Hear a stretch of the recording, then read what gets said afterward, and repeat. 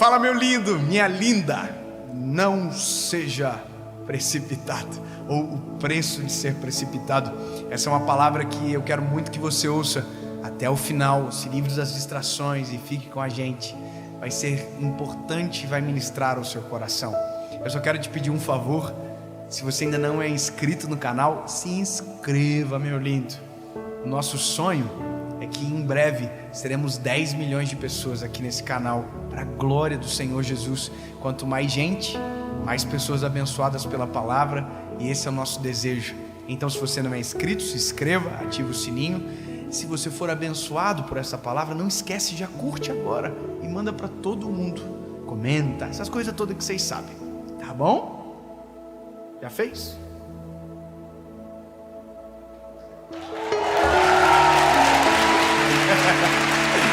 Vambora! Eu tô gostando demais de vocês. Vocês são muito lindos. Obrigado. É verdade esse bilhete. Êxodo, capítulo de número 15, versículo de número 22, diz o seguinte: olha, assim Moisés trouxe Israel do Mar Vermelho. Lembra? Eles estavam lá. Lembra? O Mar Vermelho abriu, eles passaram. Vocês estavam comigo?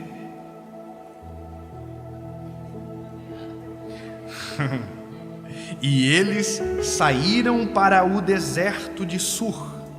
E foram 3 dias pelo deserto e não encontraram água. Não encontraram. Aí, quando chegaram a Mara, não puderam beber as águas de Mara, porque eram amargas. Por isso o nome foi chamado Mara. E o povo murmurou contra Moisés, dizendo: o que beberemos? E ele clamou ao Senhor, e o Senhor lhe mostrou uma árvore que, quando ele lançou nas águas, se tornaram doces. E ali fez para eles um estatuto e uma ordenança, e ali os testou, e disse: se diligente ouvires a voz do Senhor teu Deus, e fizeres o que é reto à sua vista, e deres teu ouvido aos seus mandamentos, e guardarem todos os seus estatutos, não colocarei sobre ti nenhuma dessas doenças que eu trouxe sobre os egípcios, pois eu sou o Senhor que te cura. Agora olha que doideira. E chegaram a Elim, onde havia 12 fontes de água potável e 70 palmeiras, e acamparam ali junto às águas. Meu Deus, meu papai, meu lindo, isso aqui, quando eu entendi esse negócio, eu fiquei, sabe quando você fica perplexo? Você fica, Jesus do céu. Você precisa entender uma questão geográfica, que é esclarecedora para você ter a noção do que está acontecendo aqui. Olha aqui. O povo estava preso no Egito. O povo foi liberto do Egito. O povo passou o Mar Vermelho. E agora o povo estava no deserto. Fechou? Indo para onde? Canaã. Mas agora olha que interessante. A escassez do deserto, ela é natural. O deserto não é um lugar onde você tem comida e abundância, água e abundância. Não, o deserto é um ambiente de teste. O deserto é um ambiente de provação. O incrível é pensar que esse povo andou 3 dias nesse deserto. 3 dias.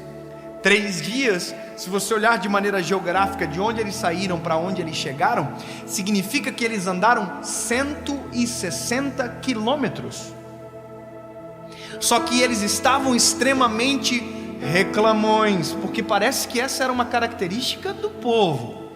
Nossa, eles estavam todos enfurecidos. Tem que encontrar água, tem que encontrar água. Aí são precipitados. Sabe o que eles fizeram? Tomaram a água de Mara. E é Mara porque a água era amarga, por isso esse é o nome. Aí a Bíblia diz que eles tomaram da água. A água é amarga. E reclamaram com Moisés: olha só, Nós estávamos no Egito, pelo menos lá tinha água, porque no Egito tinha água em abundância mesmo. Lá tinha água, olha que absurdo. A gente está aqui agora, tomando água amarga no meio do deserto. E aí o Moisés, oh meu Deus, de novo esse povo ignorante e chato, já estão incomodando no terceiro dia. E aí o Moisés ora. E aí Deus diz para Moisés, olha Moisés, faz o seguinte, pega aquele pedaço de árvore e coloca sobre a água vai ficar doce, você vai dar de beber para o povo, mas fala para eles que aquilo que veio sobre o Egito não vai vir sobre eles, só que eles têm que me obedecer, eles têm que parar com essa palhaçada de reclamação toda hora, é passagem, vai para o destino. E aí Moisés fala para o povo, gente, olha aqui, se vocês obedecer, nenhuma maldição que sobreveio sobre o Egito vai vir sobre vocês, mas os olhos de vocês têm que estar fixados no Senhor, então pelo amor de Deus. Aí olha que doideira, beleza, eles receberam a palavra, tomaram água doce e andaram até um lugar chamado Elim. Agora a irritância acontece aqui, sabe quantos quilômetros Elim fica de Mara? Quantos vocês acham? Eles andaram 160 quilômetros até chegar em Mara para tomar água salgada, amarga. Sabe quantos quilômetros de Mara até ali? Você não vai acreditar.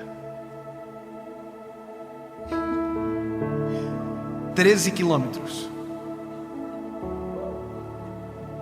O quê? 12 águas de fontes e 70 palmeiras a 13 quilômetros. Mas porque foram precipitados, pararam em Mara para tomar água amarga. Eles andaram 3 dias. Se continuassem andando mais 1 hora, teriam chegado no melhor lugar que poderia existir no meio daquele lugar, um lugar chamado Elim, cujo significado é árvores. Eles sairiam de Mara, águas amargas, para um lugar chamado Elim, árvores. E esse é o problema de ser precipitado, porque todas as vezes que somos precipitados, trocamos Elim por Mara. Todas as vezes que somos precipitados em agir, precipitados no falar, precipitados em tomar decisões, nós trocamos a água doce pela água amarga. E aí quando tomamos a água amarga dizemos, oh, por que Deus? Aí Deus diz, lindo, se ao invés de reclamar tivesse andado mais 13 quilômetros, teriam chegado ao lugar aonde eu havia já predestinado a vocês. E aqui, lindo, eu entro em um momento necessário para nós. A maioria dos problemas da nossa vida são ocasionados porque não fomos sábios na hora de decidir, fomos precipitados. E já dizia o velho provérbio, o apressado come cru. E esse é a gente. Se esperássemos, se orássemos antes de decidir, se continuássemos caminhando mais um pouquinho, não estaríamos colhendo o que estamos colhendo. E às vezes a colheita está exatamente atrelado à nossa precipitação. Precipitação. Precipitação. Precipitação. Saiu. Glória a Deus. Entendeu? Para pensar. Simples. Analisa você. Analise a sua história. Perceba o que você vive e tente encontrar o porquê você está vivendo o que vive. Você vai encontrar uma decisão sua no meio da história. Para quem casou mal, é só você olhar a decisão que tomou. Foi você que escolheu o bebê. Se tivesse esperado 15 minutos, o príncipe tinha chegado, mas preferiu o sapo. Agora aguenta. O mesmo vale para o príncipe que estava atrás da princesa e casou com a Fiona.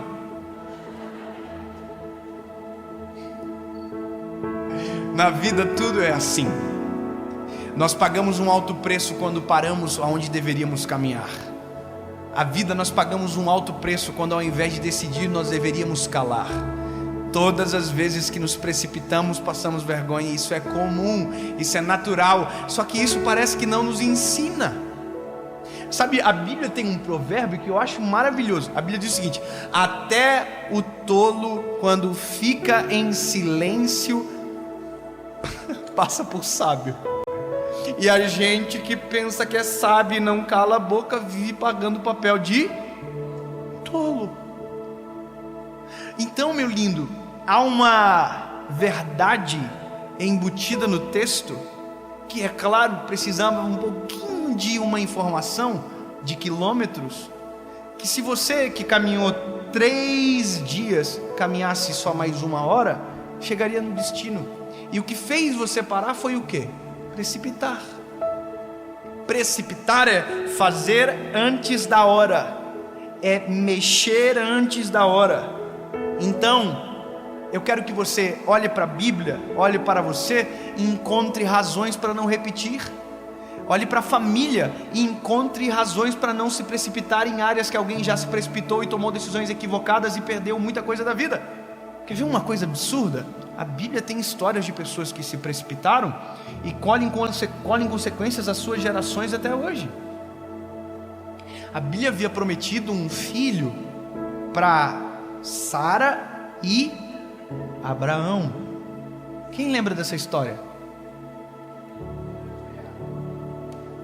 O nome do filho é Isaac, o filho da velhice, o sorriso, a alegria. Só que olha que interessante, Deus prometeu, a Bíblia diz que Deus está indo para Sodoma e Gomorra para destruir os 2 seres, mas o Senhor estão na frente da casa de Abraão e dizem para Abraão, Sara que está dentro da tenda ri, porque diz, puxa, a gente é muito velho, isso não vai acontecer. Só que tem uma palavra, a palavra é, eu vou dar um filho. Pronto. Agora, olha que loucura, Abraão quer o filho, Sara quer o filho. O que precisa fazer? Esperar. Eles não esperam. Sara pede para que uma das suas servas, chamada Agar, se deite com Abraão. E deste encontro precipitado nasce um filho chamado Ismael. Ismael é os árabes, os povos árabes, é a descendência. Isaac é o povo judeu, porque Deus cumpriu a promessa, só que agora Abraão já colheria do fruto de ser precipitado, porque agora já tem uma outra semente, de um lado Ismael, de outro lado Isaac. Sabe o que aconteceu? Uma guerra que dura até hoje. Olha que loucura, o fato de Abraão e Sara ter sido precipitados gerou uma guerra que ao longo da história não se acabou. A guerra do povo árabe com o povo judeu é uma guerra de irmãos, mas fruto de um homem precipitado. Nós chamamos de pai da fé, mas entenda que toda ação tem uma reação. E quando somos precipitados, a reação da ação nunca será boa. Todas as vezes que falamos fora de hora, erramos. Todas as vezes que tomamos uma decisão que eu não deveria tomar, erramos. Porque o preço de ser precipitado é colher a vergonha de não esperar o tempo certo para agir. Se eu puder te dar um conselho, antes de tomar qualquer decisão, antes de fazer qualquer coisa que seja importante e que tenha o poder de mudar o seu destino, o curso da sua história, 15 minutos, pare para pensar e pergunte para o Senhor se esta é a vontade dEle. Se você fazer este exercício, simples exercício, e esperar a resposta, a sua vida muda de maneira drástica, porque ao invés de você ser precipitado, você vai viver de maneira premeditada, porque tudo Deus já planejou. E se você quiser acessar aquilo que é a vontade dEle, você precisa perguntar. Não haja sem uma resposta, mesmo que ela pareça óbvia. Eu preciso te contar algo e que mexeu comigo. Nós estamos gerando uma associação evangelística. Talvez seja o primeiro vídeo que eu falo sobre isso. Nós temos experimentado no país aonde vamos um grande número de pessoas que se convertem ao Evangelho, que se entregam a Jesus, que dizem: eu quero viver Cristo, e estão sendo transformados pela decisão. Só que entendemos que por eu ser um evangelista, eu não consigo fazer o pós, e nem devo, porque eu sou um evangelista. Mas a associação, ela nasce com um objetivo: ajudar aqueles que estão tomando essas decisões. Então nós geramos a associação está gerando como se fosse um pré-discipulado, que vai ajudar essas pessoas que tomaram a decisão a permanecer no caminho e se encontrarem em Jesus.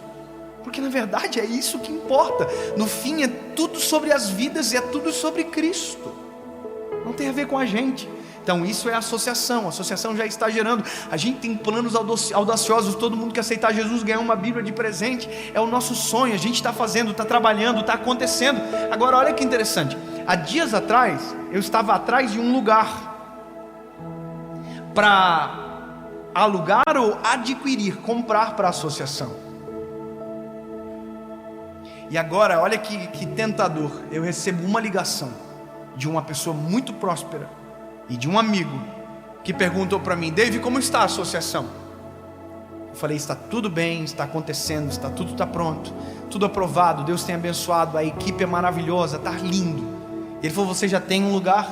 Eu falei: eu estou atrás desse lugar. Ele me disse: encontre o lugar que eu vou dar o prédio para vocês.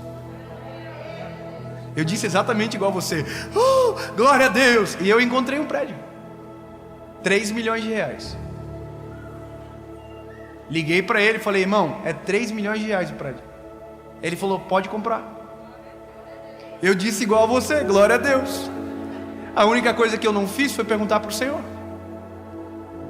O fato de ter condições não significa que essa é a melhor decisão para se tomar.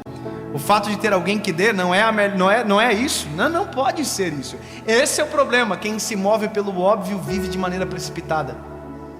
Não é óbvio que vai acontecer. Não é óbvio. Se você quer viver o sobrenatural, nunca será óbvio, sempre será surpreendente, sempre vai ser diferente do aquilo que você criou como expectativa. Permita Deus surpreender você, pelo amor de Jesus. Eu vou dizer de novo porque eu amei falar isso. Permita ser surpreendido por Jesus, porque isso é maravilhoso. Não tente viver pelo óbvio. O óbvio sempre será boring, chato, por mais que pareça legal. Irmão, eu fui ver o lugar, lindo, maravilhoso, achei um espetáculo. Só que quando eu estava descendo assim a rampa do lugar, o Espírito Santo falou no meu coração: assim? Sem nem me perguntar? De maneira clara eu senti isso no meu espírito. E aí o corretor de imóveis perguntou para mim: e aí? Vai ficar com o prédio?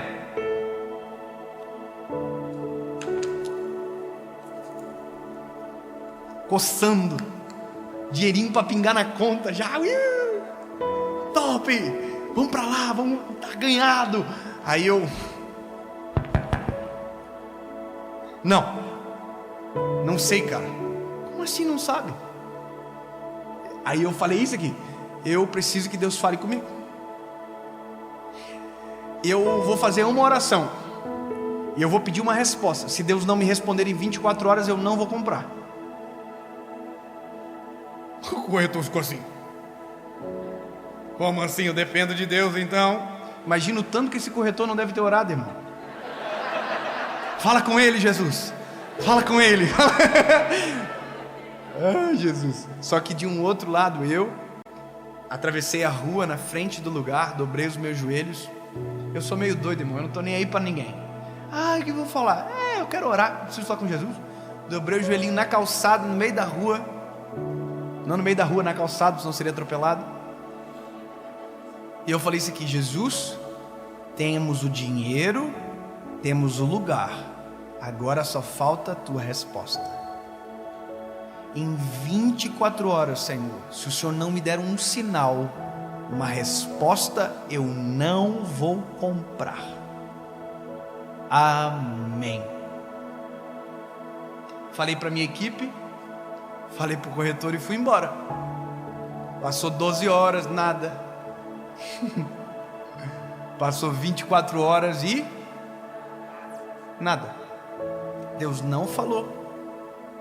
Você acha que eu comprei?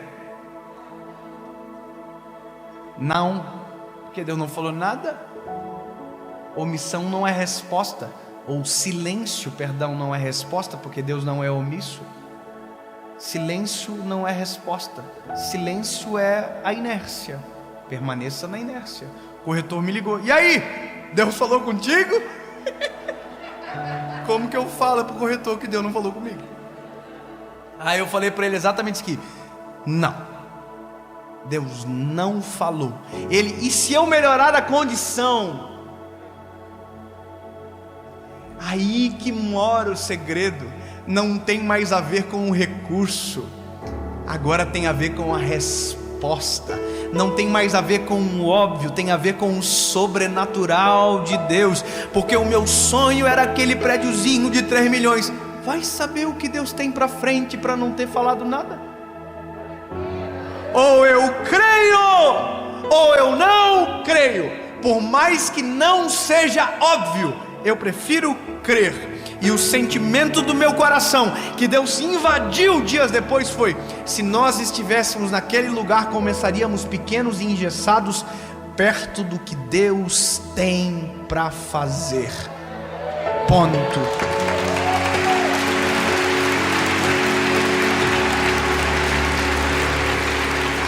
Grave o que eu vou te falar. É melhor caminhar 1 hora a mais com sede do que parar para beber águas amargas. É melhor viver às vezes num limbo sem resposta do que tomar uma decisão precipitada e colher dela a vida inteira. Portanto, aquieta o coração, aquieta a alma. Não tente fazer aquilo que ainda não está no tempo de fazer. Não decida, não vá, não toque, não pegue, não faça, até que haja uma resposta. Porque ser precipitado custa muito caro. Todas as vezes que um forno se abre antes da hora, a obra não é perfeita. Então, espere o tempo, mesmo que isso te faça ficar com um pouquinho de sede por mais algumas horas.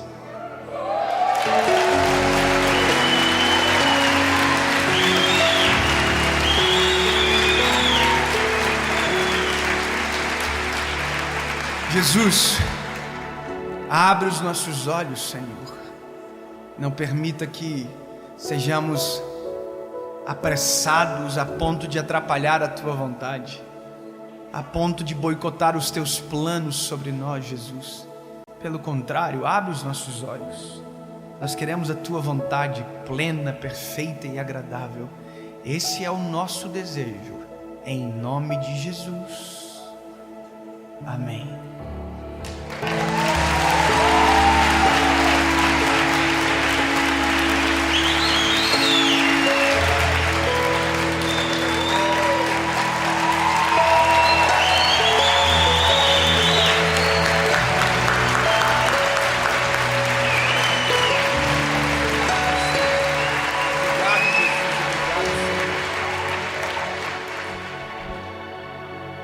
Que Deus abençoe vocês e que de verdade uma nova estação nasça sobre você, a sua casa e a sua família, em nome de Jesus. Amém.